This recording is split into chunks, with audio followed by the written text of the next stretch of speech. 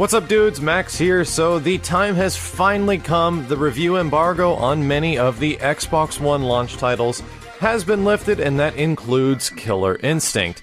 Now, reviews for games can only mean so much, especially when it comes from, like, mainstream media, and when it comes to fighting games, it really can be hard to get a fighting game to get an amazing review score. It takes a huge package, and a lot of stuff for actual big league fighting games to get really high review scores, like over 8s or 9s and things like that.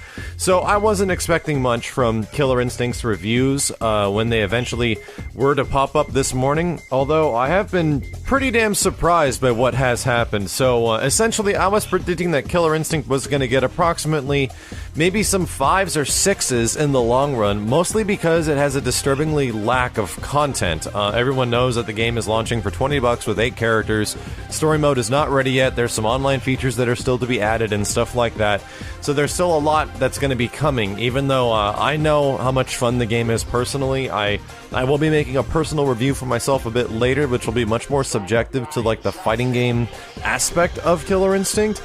But, that's, you guys already know me. I'm very biased already just because I like the game so much and I played so many different versions of it, but I'll be making that review later and trying to get as much information out there as possible. But, I wasn't expecting much from mainstream media reviews because it's a fighting game, and right now Killer Instinct is kind of at its bare bones the way it's being released at the moment, because there's just, like I said, so much missing from what the game is going to be in a few months, if not, you know, by the end of Season 1, or hopefully when Season 2 eventually shows up, if it does show up.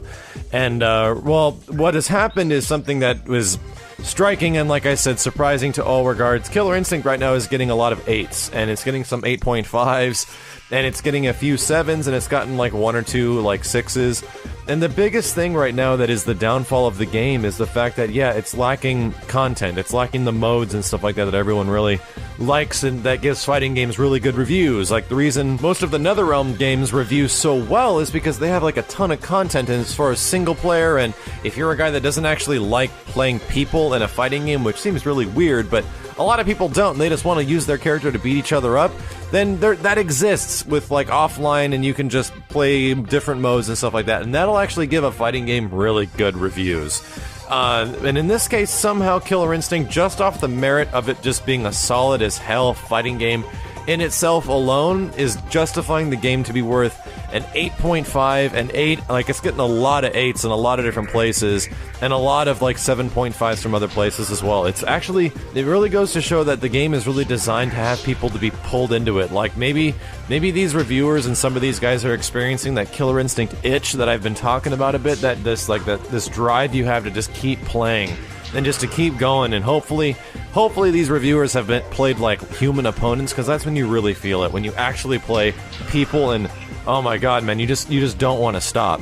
So that's about it. I just wanted to update you guys on the whole situation with the game right now, and it's getting so close to coming out. I was luckily up and ready when all these reviews started hitting and all the Killer Instinct threads started going crazy, so I just wanted to give you all an update, and I'll leave you below with, there's not many video reviews of it yet, but there is one by IGN that is down below. I think IGN gave the game an 8.4, which is a really good score, and I think they're kind of scoring it based off the fact that Killer Instinct is a platform for more stuff to become available in the future, which is fair in my opinion, because we all know Killer Instinct was made in pretty much less than a year, and there's a lot of stuff coming, like, and that's the idea, is that it's a platform to grow on. So, and for the most part, it's not getting reviewed like it's a platform. It's getting reviewed like it's a $60 game, and the people don't realize it's a $20 game. Anyway, there's another quote that was a really good one from a US Gamer that I'll leave you guys with before we go.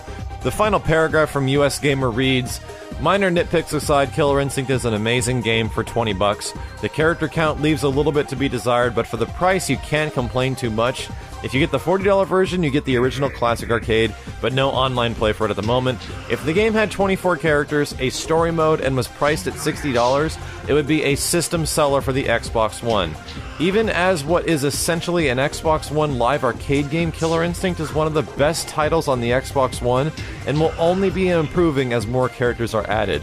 Do yourself a favor and at least try out the free version for an hour. It could be the best decision you make at launch."